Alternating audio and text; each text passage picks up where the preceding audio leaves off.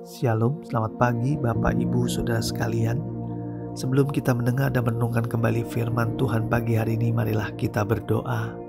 Bapa di surga, selamat pagi. Kami mengucap syukur akan kebaikan Tuhan dalam hidup kami. Kau Allah yang setia dan Allah yang dapat diandalkan. Kami ingin mendengar suara-Mu ya Tuhan melalui firman-Mu pagi hari ini. Berikanlah kami hikmat dan pengertian, di dalam nama Yesus kami berdoa. Haleluya. Amin. Tema renungan kita hari ini adalah pagar Tuhan. Diambil dari Ayub 1 ayat 7-12. Beginilah firman Tuhan.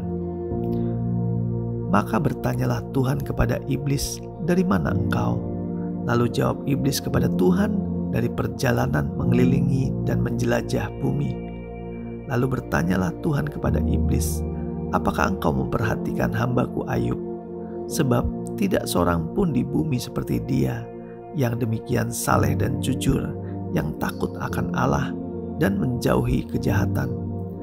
Lalu jawab iblis kepada Tuhan, "Apakah dengan tidak mendapat apa-apa Ayub takut akan Allah? Bukankah engkau yang membuat pagar sekeliling dia dan rumahnya, serta segala yang dimilikinya?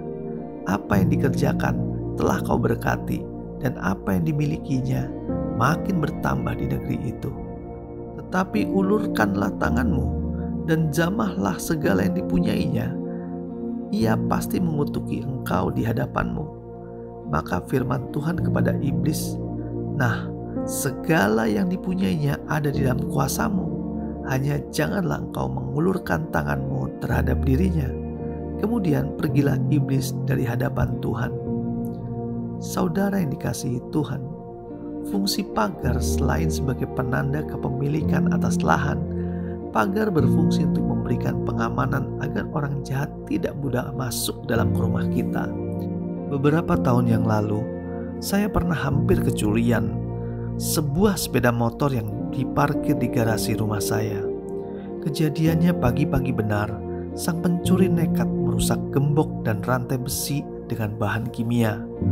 Motor sudah keluar dari pagar rumah dan sudah didorong dan coba distarter dengan kunci T.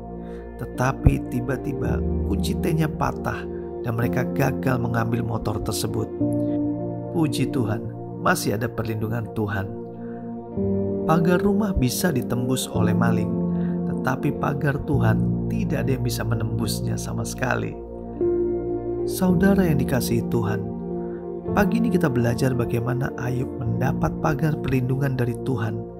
Ayub adalah orang yang sangat saleh dan jujur, takut akan Tuhan dan menjauhi kejahatan. Iblis berbicara kepada Tuhan, sedikit protes karena ada pagar perlindungan spesial yang Tuhan buat untuk Ayub. Iblis meminta Tuhan membuka pagar tersebut agar dia bisa masuk dan mengacaukan kehidupan Ayub. Akhirnya Tuhan memberikan izin kepada iblis dan mengangkat pagar yang diberikan kepada Ayub, tetapi melarang iblis menyentuh nyawa Ayub. Di ayat 10 firman Tuhan berkata, "Bukankah engkau yang membuat pagar sekeliling dia dan rumahnya serta segala miliknya?" Jadi Ayub mendapat pagar 3 lapis dari Tuhan. Pagar pertama yaitu pagar sekeliling Ayub. Ini berhubungan dengan pribadi Ayub.